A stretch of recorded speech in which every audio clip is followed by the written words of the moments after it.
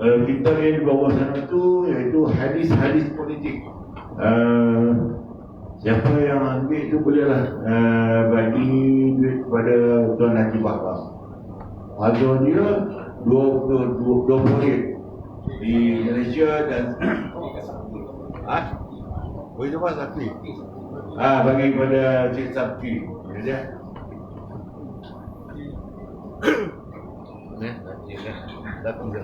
Ya.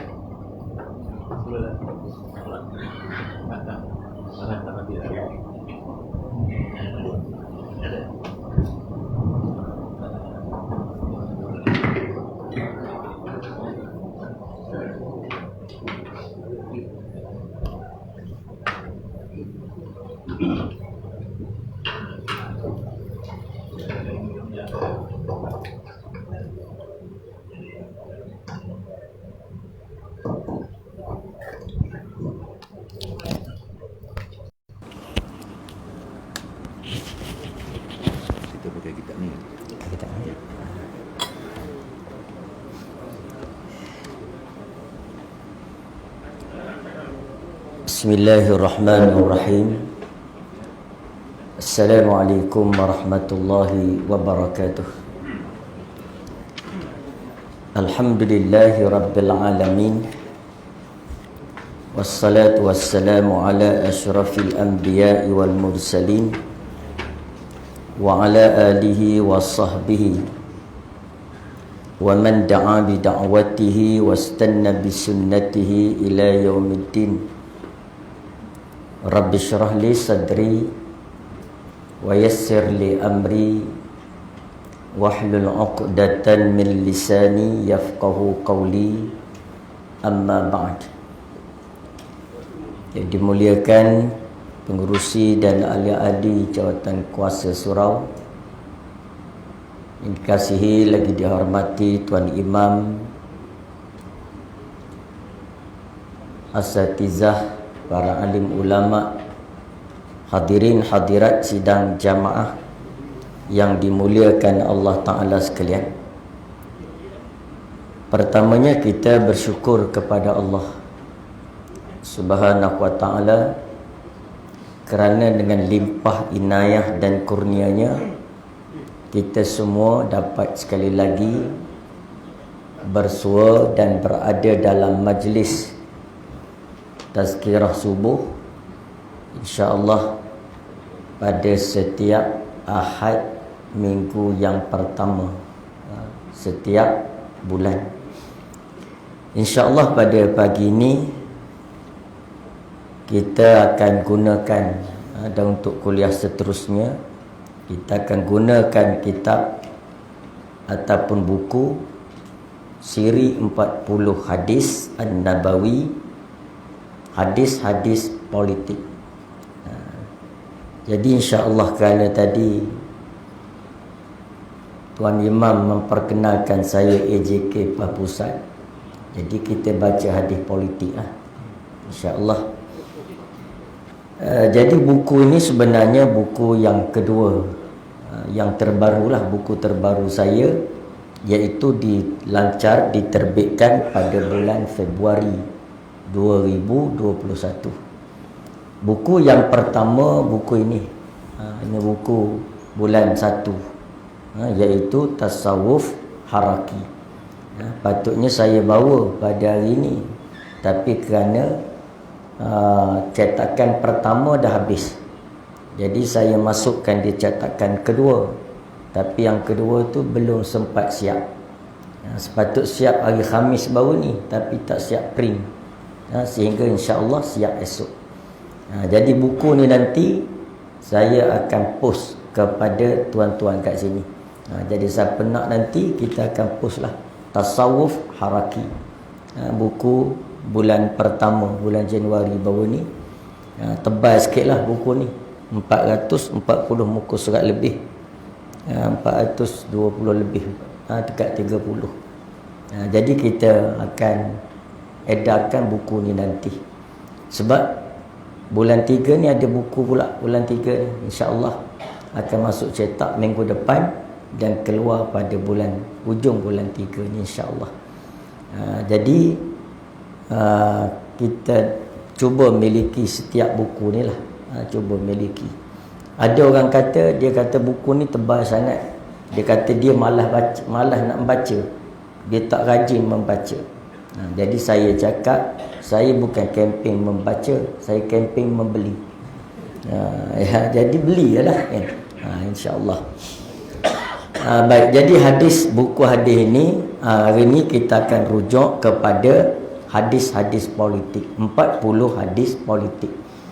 Mana atas tu kita letak nama siri 40 hadis An-Nabawi. Maknanya ada siri lagi lah. Ada siri seterusnya. Ini siri hadis politik. Yang bulan 3 ni siri hadis-hadis tasawuf. Ada 2 jilid. Jilid 1 dan jilid 2. Saya pecahkan kerana kalau jadi 1 dia 610 muka surat. Jadi takut panjang sangat. Jadi kita buat 2. Baik, untuk pagi ini kita baca hadis yang pertama muka surat 1. Hadis yang pertama. Jadi mukaddimah tu tuan-tuan baca sendirilah. Baik, bismillahirrahmanirrahim. Hadis yang pertama, kerajaan Allah. Wa Abdul Malik ibnu Umairin sami'a warradan katibal Mughirah ibnu Syu'bah yaqula kataba Muawiyah ila al-Mughirah uktub ilayya bi syai'in sami'tahu min Rasulillah sallallahu alaihi wasallam.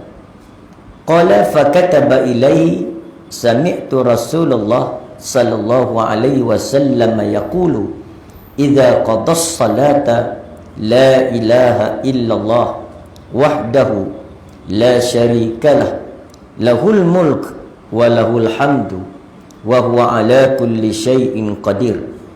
Allahumma la mani'a lima a'taita wa la mu'tiya lima mana'ta wa la yanfa'u zal jaddi minkal jadd. Sahih Muslim. Baik, Abdul Malik bin Umair, keduanya mendengar, yakni Warrad jurutulis Mughirah bin Syu'bah berkata, Muawiyah berkirim surat kepada Mughirah. Katanya, tulislah untukku sesuatu yang engkau dengar dari Rasulullah sallallahu alaihi wasallam. Lantas Mughirah menulis untuknya. Mughirah apabila Muawiyah suruh tulis sesuatu yang dia dengar, yang dia hadis daripada Nabi, lalu Mughirah menulis untuknya. Aku mendengar Rasulullah, kata Mughirah, aku mendengar Rasulullah seusai salat, makna lepas pada salat, memanjatkan doa. Di mana Nabi berdoa, tiada sembahan selain Allah semata, yang tiada sekutu baginya, miliknya lah segala kerajaan dan miliknya lah segala pujian, dan dia maha berkuasa atas segala sesuatu yang Allah, ya Allah, tiada yang dapat menghalang apa yang engkau berikan, dan tidak ada yang dapat memberi apa yang engkau halang dan cegah, dan tidak bermanfaat pemilik kekayaan, dan darimulah segala kekayaan. Jadi oleh kerana hadis kita ini, buku kita ini hadis-hadis politik, maka saya datangkan hadis yang pertama mengenai kerajaan Rasulullah, kerajaan Allah Subhanahu wa ta'ala. Jadi Allah ni kerajaan, dan dia mempunyai bala tenteranya, ada sistem pentadbirannya, iaitu kerajaan Allah Ta'ala. Jadi lepas itu baru kita bincang kerajaan Nabi pula, iaitu politik daripada hadis-hadis Nabi. Jadi yang orang kata Islam tak kena mengena dengan politik ni, nampak sangat tak mengaji hadis. Kalau dia mengaji hadis, dia akan bertemu beratus hadis berkaitan dengan politik, pengurusan, pentadbiran, pelantikan pegawai, pelantikan petugas-petugas dalam negara dan urusan politik. Ada berbagai-bagai kementerian. Kalau dia baca hadis, dia akan melihat betapa Islam menyusun urusan politik yang begitu sekali rapi. Jadi insya-Allah kita cuba baca hadis buku ni sampai habis 40 hadis. Nama je 40 hadis, tapi hadis-hadis sokongan tuan-tuan akan bertemu dalam ni. Ada hadis-hadis sokongan yang menyokong setiap ibrah ataupun pengajaran kepada satu-satu hadis.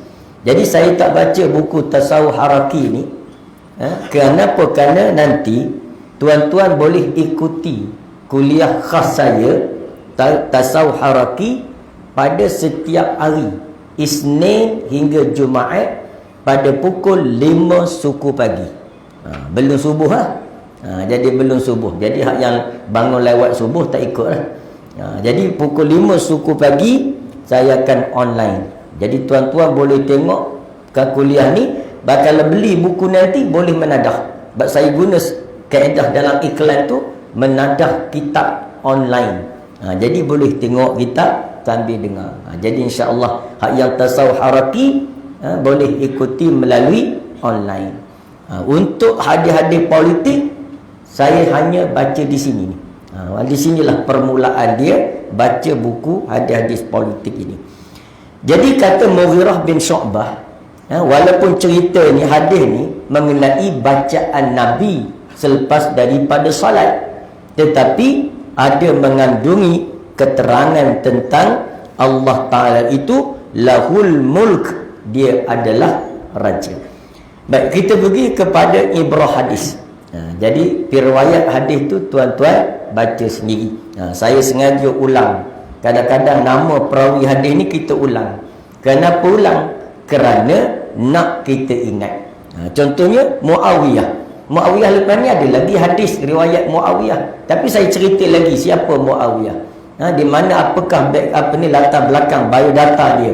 Dia lahir di mana, dia keluarga apa nama dia yang sebenar, kemudian dia riwayat hadis banyak mana. Itu kita akan ulang-ulang supaya akhirnya kita kenal periwayat hadis yang sangat berjasa besar dalam menyampaikan hadis Nabi kepada kita. Baik, kita pergi kepada ibrah hadis, muka surat 3. Hadis ini menjelaskan. Jadi kalau kita lihat hadis riwayat daripada Mughirah bin Syu'bah tadi, di mana menjelaskan apa? Yang pertama, bacaan yang dibaca oleh Rasulullah sallallahu alaihi wasallam selepas menunaikan salat. Jadi kita ambil satu-satu daripada hadis ini, apakah ibrah yang boleh kita pelajari. Yang pertama, bacaan yang Nabi baca, bacaan yang memperkukuhkan penyaksian terhadap ketuhanan Allah dan menyucikan Allah daripada sebarang sekutu baginya. Ayat ni ataupun wirid ini dinamakan ayat-ayat At-Taqdis. At-Taqdis makna menyucikan Allah daripada segala kekurangan, daripada segala penyengutuan. Maknanya Allah ini tunggal, tidak ada yang menyamai Allah. Laisa kamislihi syai', tidak ada sesuatu yang menyerupai Allah oleh sesuatu pun. Allah ni bukan sahaja zat dia tak sama dengan makhluk, tak ada sekutu pada zat. Asma' dia tak ada sekutu, af'al dia tak ada sekutu, as-sifat dia tak ada sekutu. Tak ada yang menyerupai Allah. Hatta metod untuk mengenali Allah juga berlainan dengan metod untuk mengenali makhluk. Makna cara kita nak kenal Allah berbeza dengan cara kita nak mengenal makhluk. Mengenal makhluk kena kenal zat, nampak zat. Mengenal Allah tidak melihat zat ni. Ini berbeza, cara kenal pun dah berbeza. Lepas tu pula mengenali Allah semudah-mudah perkara untuk dikenali, berbeza dengan mengenali makhluk. Nak kenal makhluk susah. Kita ada kawan dalam Facebook contohnya, dipanggil kawan maya. Kita cuma kenal dalam Facebook lah. Itu pun tengok gambar, itu pun belum tentu gambar dia yang sebenar. Sekarang pula semua pakai gambar kamera 360 punya kamera kan. Nampak cantik lah, tapi teruk. Jadi kadang-kadang dia tukar profile pic dia. Gambar profil dia, kadang-kadang gambar dia, kadang-kadang gambar kucing dia. Jadi kita tak kenal. Lalu kita pun nak kenal. Susah tak nak kenal makhluk? Susah. Terpaksa pertama janji tarikh bila nak jumpa, kena tetapkan tarikh. Yang kedua, pukul berapa, kena tetapkan pukul berapa nak bertemu. Yang ketiga, di mana, kena kenal di mana. Kita pun janjilah. Kita kata hari apa kita sesuai nak jumpa. Dia kata hari sekian-sekian, 10 Mac.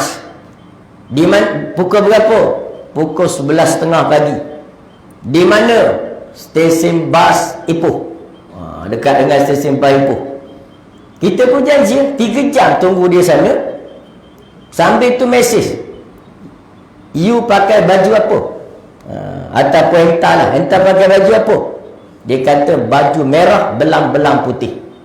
Kita pun tunggu sampai bas. Tengok-tengok 7 orang pakai baju merah belang putih.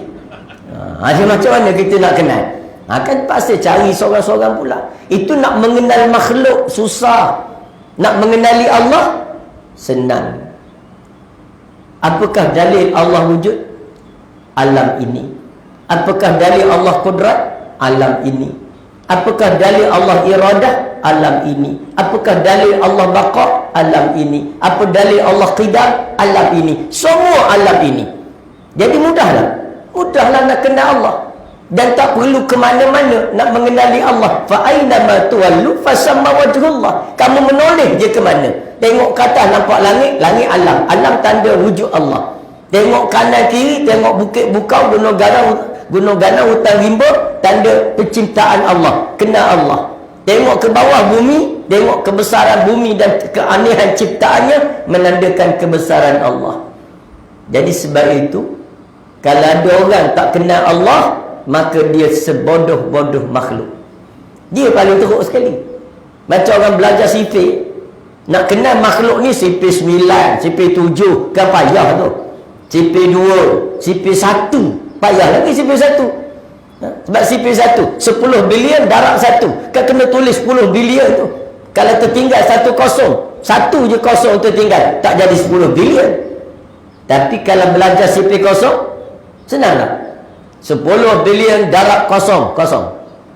30 bilion darab kosong, kosong. 13 bilion, 13 juta darab kosong, kosong. Jadi kalau tak pandai sifir kosong, bodoh benar. Jadi sebab itu kita melihat Allah itu sangat mudah dikenali. Tapi ramai manusia tak kenal Allah. Jadi kerana itulah kita selalu membaca ayat-ayat mentakdiskan Allah. Lalu di samping itu, bacaan atau zikir tersebut dapat membebaskan seseorang itu daripada dosa dan neraka Allah. Ini kita baca zikir ni. Pertama, nak mentakdiskan Allah, nak menyucikan Allah. Yang kedua, bila kita berzikir, membaca ayat-ayat yang menyucikan Allah, maka kita dibebaskan Allah daripada dosa dan neraka. Allah Ta'ala meneraka Allah. An Abi Zarrin radhiyallahu anhu qala. Ini saya kata hadis menyokong, hadis sokongan. An Abi Zarrin radhiyallahu anhu qala, qultu ya Rasulullah, allimni amalan yuqarribuni minal jannah wa yubaiduni minan nar. Qala iza amilta sayyi'ata fa'mal hasanatan fa innaha asru amsalha. Qala qultu ya Rasulullah, la ilaha illallah minal hasanat. Qala hiya min ahsanil hasanat. Daripada Abu Zar Al-Ghifari radhiyallahu anhu, sahabat yang berada dalam tabaqat, periwayat yang berada dalam tabaqat yang pertama. Ajarilah aku wahai Rasulullah. Abu Zar ni minta Nabi ajar dia amalan yang dapat mendekatkanku pada syurga dan menjauhkan aku dari neraka. Ini Abu Zar minta Nabi ajar dia. Ada tak satu amalan yang bila aku buat amalan itu, aku dekat dengan syurga dan jauh daripada neraka? Nabi SAW bersabda, apabila engkau melakukan kejahatan dosa, maka lakukanlah kebaikan, kerana dengan melakukan kebaikan itu engkau akan mendapat 10 yang seumpama atau semisalnya. Ini yang pertama Nabi beritahu. Bagaimana kita nak dekat dengan surga, jauh dengan neraka? Nabi ajar, setiap kali kamu tersalah melakukan dosa, berhenti buat dosa dan ikuri ia dengan amalan soleh. Atas inilah maka ulama-ulama, sebahagian ulama berkata apa? Syarat taubatan nasuha itu apa?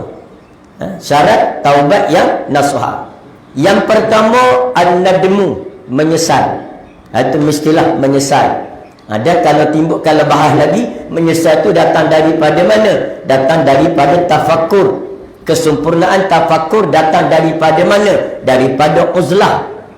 Jadi maknanya uzlah, tafakkur, an-nadmu, lalu menyesal. Lepas itu menyesal lagi apa lagi? Al-azmu, berazam untuk melakukan amal kebajikan dan istiqamah dalam kebajikan. Tak buat lagi, baru azam. Yang ketiga, al-jazmu, putuskan hubungan dengan segala dosa-dosa yang boleh mengembalikan kita pada dosa, kita putuskan. 3. Jadi ada setengah ulama tasawuf, dia kata cukup dengan 3. Mana al-nadmu, al-azmu, al-jazmu. Tapi ada ulama lagi dia tambah, kerana berdasarkan hadis-hadis sebegini. Antaranya Allah, Nabi kata apa? Nabi kata wa atbi'is sayyi'atal hasanata tamhuha. Ini hadis yang sahih juga. Nabi kata apa? Kamu ikurilah akan kejahatan yang pernah kamu buat itu dengan kebajikan. Maknanya taubatan nasuha itu apa? Selepas menyesal, selepas kita berazam, selepas kita jazam, putus meninggalkan maksiat, kita kena ikuri segala kejahatan tadi, buat baik. Mana kalau selagi tak ganti tempat jahat tu dengan kebaikan, tidak nasuha lagi, tidak taubatan nasuha, maka kena ganti dengan kebaikan. Ini yang Nabi beritahu Abu Zar. Antaranya ialah hadis ini, iaitu engkau ikurilah segala kejahatan itu dengan kebaikan, kerana setiap kebaikan diganda dengan 10 seumpamanya. Mana ganda 10? Itu kadar sekurang-kurang. Kadar sekurang-kurang. Antaranya kadar apa lagi? 700 kali ganda. Itu amalan sedekah. Lepas itu banyak, ada lagi. Fayudha'ifahu lahu adha'afan katsirah.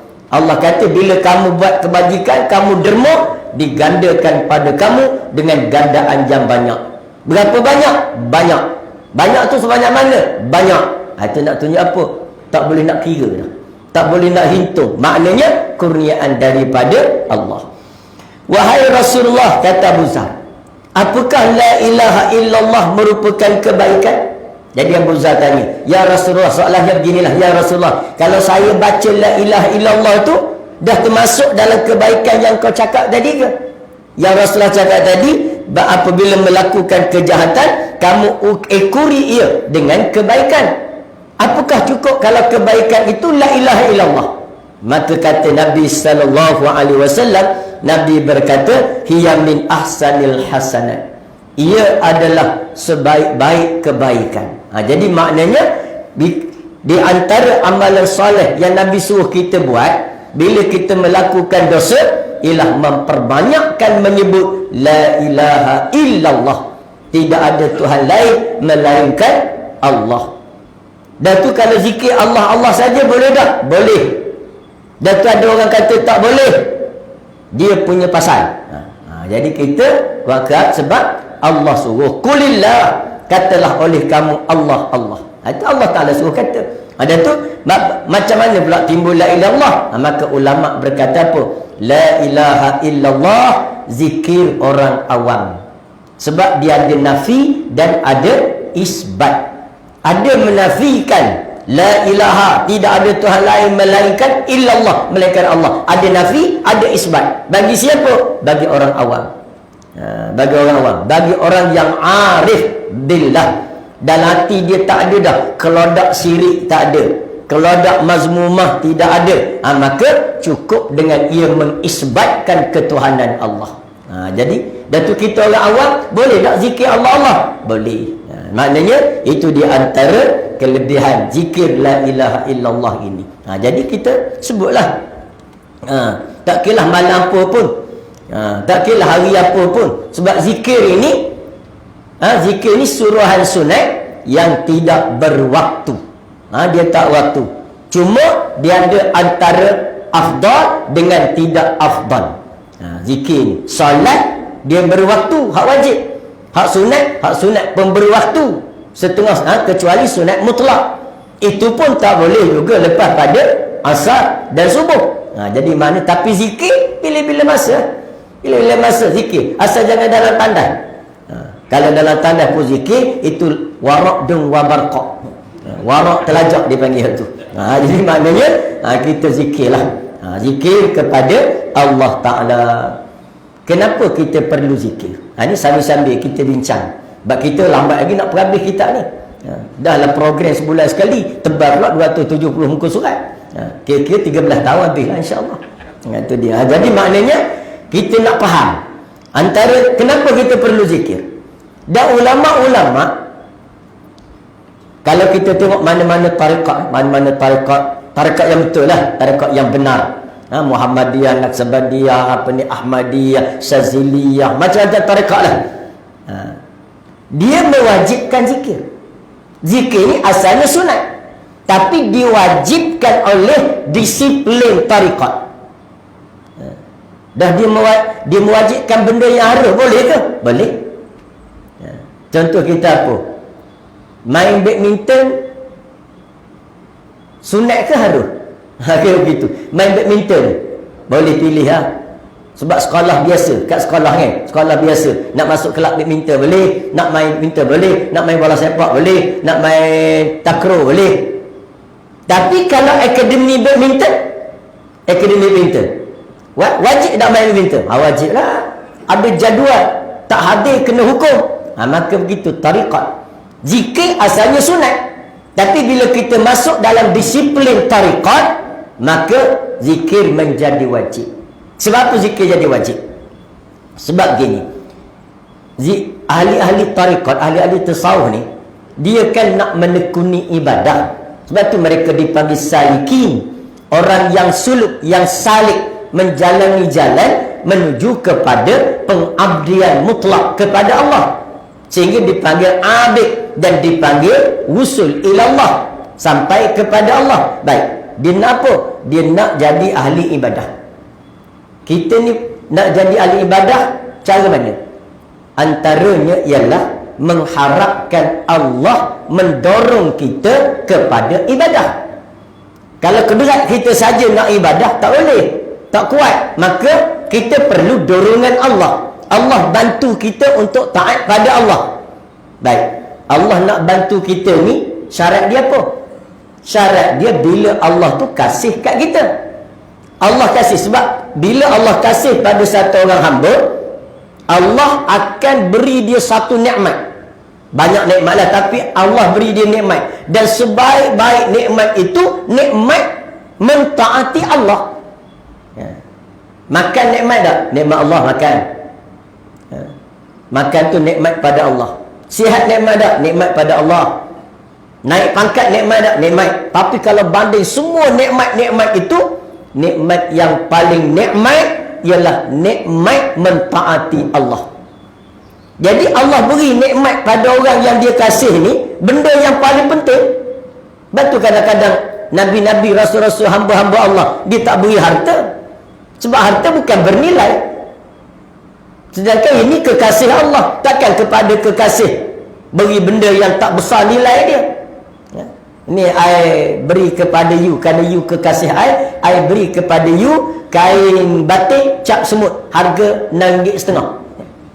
Tak jadi begitu kan? Jadi Allah kasih pada hamba dia, dia beri benda yang paling bernilai, iaitu ketaatan kepada Allah. Baik, Allah nak kasih pada satu orang ni, syarat dia apa? Iaitu Allah ingat kepadanya. Allah ingat kat kita. Itu tanda Allah kasih. Allah ingat kat kita, Allah selalu kenang kita. Baik, nak capai ingatan, nak capai Allah ingat kita ni cara mana? Caranya kita ingat Allah. Fazkuruni azkurkum. ingatlah kamu kepadaku, maka aku ingat kepada kamu. Bila aku ingat pada kamu, aku kasih pada kamu. Bila aku kasih pada kamu, aku beri nikmat kepada kamu. Dan oleh kerana kamu kekasih aku, nikmat yang paling besar aku beri, iaitu membantu kamu untuk mentaati aku. Nampak? Jadi kerana nak Allah ingat, maka kita kena ingat Allah. Begitulah ulama tasawuf, dia mewajibkan zikir. Ini jadi makna dia ada urutan, dia ada sebab dia. Jadi sebab itu kita hendaklah mengingati Allah. Jadi zikir pada Allah banyak-banyak, Allah ingat kat kita. Bila Allah ingat kita, Allah ringankan tubuh untuk taat pada Allah. Allah ringankan lidah untuk baca ayat-ayat Allah. Kalau tak ingat pada Allah, Allah tak ingat kita. Itu menyebabkan kita banyak baca Facebook pada baca Quran, banyak baca WhatsApp pada baca Quran, malas nak pergi salat berjamaah kerana Allah tak dorong kita. Kenapa tak dorong? Allah tak kasih pada kita. Kenapa tak kasih? Allah tak ingat. Mengapa tak ingat? Kerana kita pun tak ingat Allah. Jadi itu urutan dia. Jadi agak-agak kita boleh nampak benda tu. Jadi mengapa zikir itu sangat penting? Jadi zikirlah banyak-banyak kita. Dan sebaik-baik zikir itu, la ilaha illallah afdaluz zikri annahu la ilaha illallah. Seafdal-afdal zikir itu bahawa tidak ada Tuhan lain melainkan Allah. Bila? Tak pulang terpulanglah waktu bila-bila. Cuma yang afdal, buka balik hadis-hadis mengenai waktu yang afdal kita berzikir. Jadi tengok awal dina hari, contohnya macam-macam lah. Ketika tenggelam matahari, kita naik matahari, itu zikir. Malam Jumaat, bila kita terzikir malam Jumaat, kan ada pula nak tanya, mana dalil suruh zikir malam Jumaat? Jangan main sekarang orang bijak belaka ni. Lagi kan baca Yasin, orang petikai malam Jumaat. Memang tak ada hadis suruh baca Yasin malam Jumaat, tapi ada hadis larang baca Yasin. Hadis suruh memang tak ada. Dah yang kamu larang, ada hadis larang? Tak ada juga. Bila tidak ada suruh, tidak ada larang, maka dia kembali kepada maslahah. Apa kebaikan dia? Ulama suruh baca Yasin ni sebab apa? Walaupun tak ada dalil baca malam Jumaat.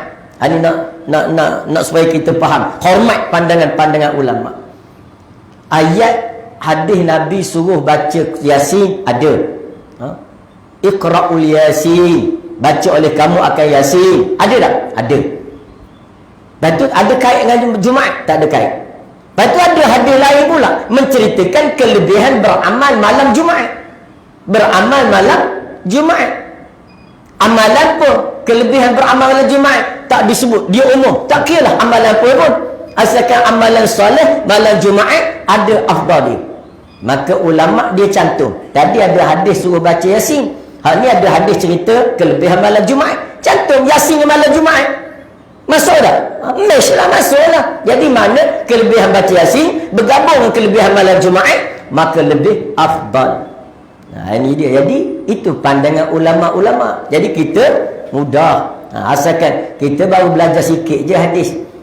Pergi kat kedai bandar, nampak orang jual kitab bawah pokok, kita pun beli kitab, balik baca sendiri, jadi ulama terus esoknya. Ini makna kena berhati-hati. Baik, yang kedua, di tangan Allah kuasa mutlak kerajaan. Kita balik pada hadis tadi. Allah memiliki kerajaan dan menguasai semua kerajaan yang ada. Jadi semua kerajaan dunia ni Allah Ta'ala yang punya. Jadi kita ni cuma, sebab itulah kerajaan dalam dunia ni, kalau di kerajaan Islam, dia dipanggil khalifah. Dipanggil khalifah. Dah panggil raja boleh tak? Pada raja? Boleh. Tapi raja yang meminjam kalimat sahaja, bukan hakiki. Itu bukan raja yang hakiki, raja dunia ni. Kalau di India lagi ramai raja, Raja Kapur. Lagi ramai tu. Jadi mana? Itu pinjaman bahasa, tanda kebesaran. Pinjam saja bahasa, nak tunjuk apa? Tanda kebesaran. Kalau tak pinjam bahasa kita kan, kita tak faham pula. Ini kalau tak pinjam bahasa, tak faham. Sebab tu Quran tu, tuan-tuan, Quran kita baca tu, itu bukan kalam Allah yang hakiki. Memanglah kalam Allah, tapi Allah bercakap dengan bahasa tu ke? Tak. Al-Quran tu dipanggil kalam tanazul. Tanazul ni mana kalam yang Allah dah rendahkan. Rendah sampai kita boleh faham. Kalau Allah bercakap bahasa Allah, kita tak faham. Ya. Macam pensyarah universiti pergi mengajar budak pasti.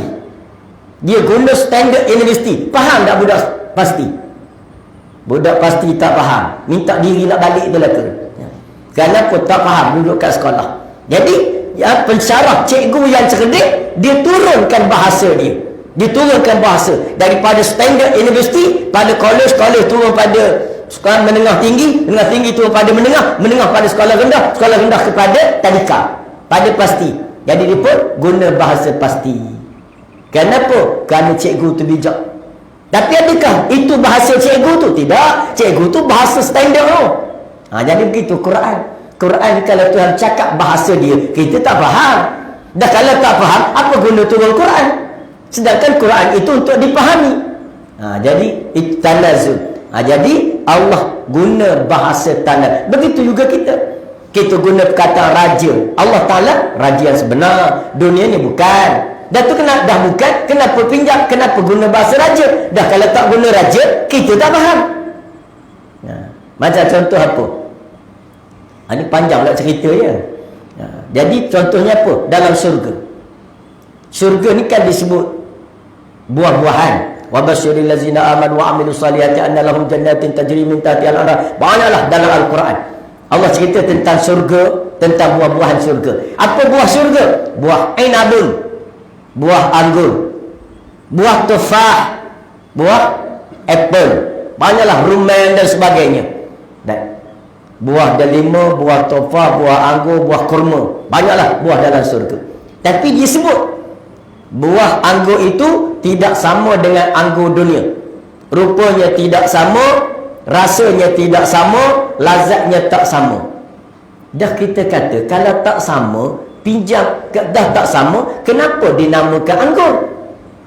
Dah tak sama dah tak sama, tak payahlah guna kata anggur. Kita jawapan dia apa? Jawapan dia, kalau Allah tak guna perkataan anggur, kita faham tak? Allah tak guna, tak pinjam nama-nama dunia ni, boleh faham tak? Bergembiralah kamu ke dalam syurga, dihidangkan dengan buah-buahan, antaranya buah yang paling lazat, iaitu buah qaf. Faham qaf? Tak faham, tak terliur lah kita. Jadi sebab itu Allah guna bahasa yang kita boleh faham, tapi tak sama. Jadi di situ kena faham bagaimana Allah itu raja yang sebenar. Raja dunia ini hanya pinjam perkataan supaya melambangkan kebesaran. Itu saja. Yang memberi dan mencabut kuasa kerajaan daripada siapa pun adalah Allah. Yang memberi dan mencabut kerajaan daripada siapa pun adalah Allah Ta'ala. Itu Allah yang beri kerajaan, cabut kerajaan. Di tangannya segala ketentuan. Kekuasaan adalah mutlak milik Allah Ta'ala. Jadi kerajaan dunia ni Tuhan beri. Tuhan nak beri kerajaan, Tuhan beri. Tuhan nak cabut, Tuhan cabut. Qulillahumma malikal mulki tu'til mulka man tasha wa tanzu'ul mulka mimman tasha wa tu'izzu man tasha wa tuzillu man tasha biyadikal khair innaka ala kulli syai'in qadir. Dalam tariqat amalan wirid Muhammadiyah, kita jadikan dia zikir lepas pada salat. Jadi kita dah baca dah tu. Tapi boleh lagi nya sebut tak kena mengena Islam dengan politik. Itu dia wirid benda hak ditauti. Ini masalah dia. Cuba belajar ni wirid kita. Antaranya apa? Katakanlah wahai Muhammad, wahai Tuhan yang mempunyai kuasa pemerintahan, engkaulah yang memberi kuasa pemerintahan kepada siapa yang kau kehendaki, dan engkaulah yang mencabut kuasa pemerintahan daripada siapa yang kau kehendaki. Jadi Allah Ta'ala beri belaka kerajaan pada siapa yang dia nak beri. Betul, kita tak sangka-sangka dia nak beri kerajaan orang yang kita tak sangka. Jadi raja, jadi pemimpin, jadi menteri. Macam kita dulu, kita tak sangka sahabat kita dulu duduk dalam parti, dalam perjuangan, sama-sama tanpa poster, menteri dah dia. Mana kita sangka? Menteri alam kita, Kasar, Menteri Kasar, Datuk Tuan, masa duduk kat Kuantan dulu, Dan dia pun tak ada jawatan lagi dalam politik. Jadi pensyarah ITN. Bersama je kami pergi menjala ikan. Pergi mancing, pergi menjala tengah malam kat Sungai Belak dengan di Kuantan. Biasa je. Kita dah minum sama, tiba-tiba menteri dah dia. Jadi tak sangka-sangka. Ada yang seorang tu pula, kita berkawan dengan dia, rapat dengan dia, lari pula dia. Dia juga habis tu. Siap dengan kerja laut Cina Selatan pula dia. Jadi sebab itu, ini semua adalah kerja Allah. Sebab itu kita ni, bila kita duduk dalam kebenaran atas landasan yang benar, jangan sombong. Jangan sombong. Berpada-padalah kan, dengan anugerah yang Allah beri pada kita. Iaitu qulillah, dengan kita berkata Allahumma sabbit aqdamana ala dini, ya munqalibal qulub sabbit qulubana ala dini. Ya Allah, wahai Tuhan yang membalik-balikkan hati, maka tetapkanlah hati kami di atas agamamu. Jadi kita minta. Jadi sebab kita dah ambil pelajaran dah. Ramai dah orang dulu-dulu hebat. Takbir dia sampai putus orang merih. Takbir. Punya semangat ni. Tanpa poster, panjang pokok limau. Hak yang berduri tu. Nak turun baru fikir macam mana nak turun. Tapi tiba-tiba dia dulu lari pada kita. Jadi sebab tu kita dan bagaimana? Bersyukur pada Allah. Ya Allah, Engkau dah beri aku ada nikmat, maka tetapkan aku atas nikmat ini. Sebab kalau Allah nak cabut, sekejap je. Tak kira ulama ke tak ulama. Bila Tuhan cabut, ulama terpelanting. Tapi kalau Tuhan nak beri nikmat, hak jahil yang dulu pakai seluar pendek, baju etromen, boleh jadi ustaz. Jadi mana itulah kita mengadu kepada Allah. Jadi ni kita baca ni nak menyedari kebesaran Allah. Wa tuzillu man tasha wa tu'izzu man tasha. Engkau lah ya Allah memberi kemuliaan pada siapa yang kau mau, wa tuzillu man tasha, dan memberi kehinaan kepada siapa yang kau mau. Biyadikal khair, di tanganmu lah ya Allah segala khair, segala kebajikan. Bila sebut kebajikan, merangkumi semua jenis kebajikan yang wajib, pahala, apalagi nikmat, min kulli ni'amin, di atas segala nikmat-nikmat, itu semua adalah kebajikan daripada Allah. Innaka ala kulli syai'in qadir, sesungguhnya engkau ya Allah atas tiap-tiap sesuatu engkau berkuasa. Jadi makna dialah memiliki segala kerajaan dan kuasa. Ini yang kita sebut tentang Allah itu Raja, Allah itu Pemimpin, Allah itu Rabb, yang bukan saja mencipta alam, tapi dia mentadbir dan mengurus alam. Jadi makna itulah dia. Oleh itu sesiapa yang diberikan kekuasaan, hendaklah bersyukur atas nikmat dan hendaklah menjalankan urusan pemerintahan berlandaskan syariat Allah. Jadi bila kerajaan itu Allah beri, kita ni dah jadi kerajaan kerana Allah beri, maka kita kena tunaikan tanggungjawab sebagai kerajaan Allah. Batu dipanggil khalifah. Khalifah ni apa? Wakil kepada Allah di muka bumi yang menjalankan syariat Allah. Mana dia undang-undang Allah? Itu Quran, hadis. Jadi bila jadi pemerintah, tunaikan ikut Quran dan hadis. Itu maknanya tanggungjawab kita sebagai orang yang diberi amanah kekuasaan oleh Allah. Jadi jangan nak sombong lah. Betul orang Islam, kerajaan Islam, bila jadi kerajaan, dia tak sombong. Sebab itu anugerah Allah. Yang kalau sombong, Allah boleh tarik bila-bila masa. Sebab itu Nabi bila buka Fatul Mekah, buka kota Mekah, Nabi masuk kota Mekah diiringi 10,000 orang sahabat. Nabi duduk atas unta, Nabi masuk dalam keadaan tunduk, penuh tawaduk kepada Allah. Tak ada berjoget-berjoget kerana gembira, tak ada. Tak ada berjoget sampai lupa diri, seronok kerana dah menang, tak ada. Kita pun begitu. Bila menang, jangan nak berseronok, nak berjoget, lupa diri, berkaraoke 12 hari 12 malam. Jangan. Kita buat apa? Kita buat majlis kesyukuran. Betul cantik dah kita dalam jamaah ni, kan? Bila lepas pilihan raya, kita buat majlis kesyukuran. Kalau menang, seekor lembu. Kalau kalah, 3 ekor lembu. Tak boleh gitu. Ini maknanya nak tunjuk kehebatan perjuangan Islam. Jadi kita buat cara kita lah syukur. Oleh itu siap, kerana sebagaimana dia berkuasa memberi, maka dia juga berkuasa merampas kembali kekuasaan itu. Jadi kita jangan lupa diri. Sebagaimana Allah mampu berkuasa memberi, dia kuasa tarik balik. Betullah Allah Ta'ala nak kita syukur kepada Allah. Belum menang, berjuang sungguh-sungguh untuk meraih kemenangan.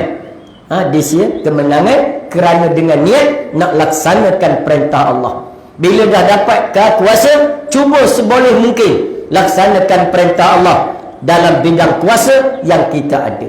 Kalau dah kita ada bidang kuasa negeri je, tak ada kerajaan pusat, tu naik setakat negeri. Sebagaimana yang dilakukan oleh bekas Menteri Besar Kelantan, Allahyarham, Tuan Guru Nia Aziz. Bak kuasa setakat negeri, dia buat setakat negeri.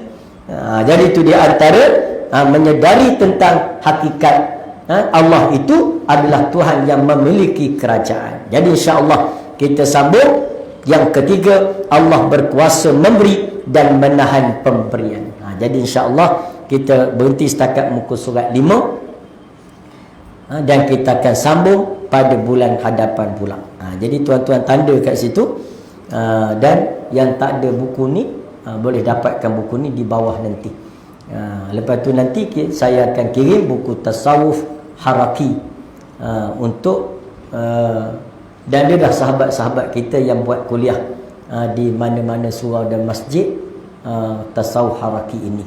Jadi bolehlah, jadi tuan-tuan boleh ikuti sebagaimana saya sebut tadi dalam Facebook melalui online. Jadi insya-Allah pada setiap subuh, belum subuh lebih kurang setengah jam je, antara 5 suku hingga 5.45 5.50 kita berkuliah setengah jam saja. Jadi samping tu boleh kita biasa-biasakan bangun tahajud, solat witir sebelum pada tu dan sebagainya. Jadi insya-Allah mudah-mudahan kita ni hidup dalam lingkungan ilmu dan dalam lingkungan amal ibadah. Dan insya-Allah tuan-tuan juga doakan saya mampu siapkan buku yang seterusnya. Kerana keazaman saya tahun 2021 ni, ni cerita kat tuan-tuan lah, azamnya nak tulis sebuah buku sebulan sebuah. Jadi alhamdulillah setakat ni bulan 1 sebuah, bulan 2 sebuah, bulan 3 ni dah pun nak siap tulis. Jadi insya-Allah masuk cetak. Jadi sebuah sebulan. Tujuan apa? Tujuan untuk kita meninggal. Sebab saya ni terima amanat pada tuan guru saya dulu. Saya tanya dia, kalau malas membaca nak buat macam mana tu guru? Malas membaca. Dia kata kalau malas membaca, mengajar. Saya pun fikir, ya betul juga. Sebab kalau kita mengajar, kita akan membaca. Takkan kita tak baca nak mengajar. Kita baca sikit sebanyak. Batu kita ni kena mengajar. Siapa boleh mengajar? Mengajar. Sebab dengan mengajar dia akan membaca. Jangan pakai mengajar tak baca. Batu ada setengah khatib, dia buka yang menjelih agama Islam hantar khutbah Jumaat tu kan, dia buka stapler ke atas mimbar, padahal dah sampai dah hari Rabu lagi kan. Hari Rabu tu dah sampai dah surat tu, patut study dulu, baca. Hari Rabu baca, hari Khamis baca, hari Jumaat baru naik atas mimbar, baru sedap baca. Kecuali kita ni tak payah kitab, tak payah kertas. Tapi kalau kena baca kertas, kena standby awal. Ini naik atas baru buka stapler. Masa apa ni, bila azan kedua. Azan kedua dia pun dah buka plastik. Lepas tu mula bila baca gagap, sebab dia tak lalu lagi. Bila baca, orang kata jual beli emas, dia kata jual beli emas. Kita kata apa pasal pula jual beli emas ni? Tiba-tiba ada pula tulisan Rumi dalam khutbah kan. Tulisan Jawi payah nak eja, nama baru. Khatib pula khatib tua, tengok bahasa Rumi lagi payah. Kita mesti mendoakan saudara-saudara kita yang sedang ditindas di Bosnia Herzegovina. 15 kali di Herzegovina. Kalau dibaca awal, rujuk pada orang muda atau anak, dia tahu kan. Itu dia. Jadi maknanya kita baca. Tok guru saya kata, kalau malas membaca, mengajar. Saya tanya lagi, kalau malas lagi membaca macam mana Tok Guru? Dia kata menulis. Kalau malas membaca, menulis. Rupa betul. Bila kita menulis, kita akan banyak membaca. Kita baca tu, kita baca ni, kita rujuk situ, rujuk sini. Jadi begitulah. Supaya mudah-mudahan Jadi saya tulis ni di samping manfaat kita bersama, besarnya lah untuk manfaat saya lah, untuk rajin membaca mutalaah. Kalau tidak malas, kalau tidak malam tu kerja tidur, tidur. Dan kan kita dah ada ketua dah, muda dulu tak tidur puas dah. Jadi kita kalau menulis, kita bolehlah bagi masa. Jadi malam tu taklah tidur sangat. Mudah-mudahan Allah Ta'ala berikan kekuatan untuk terus menulislah apa yang boleh ditulis, insya-Allah. Wallahu a'lam. Aqulu qawli hadza wa astaghfirullahal azim li wa lakum. Wassalamu alaikum warahmatullahi wabarakatuh.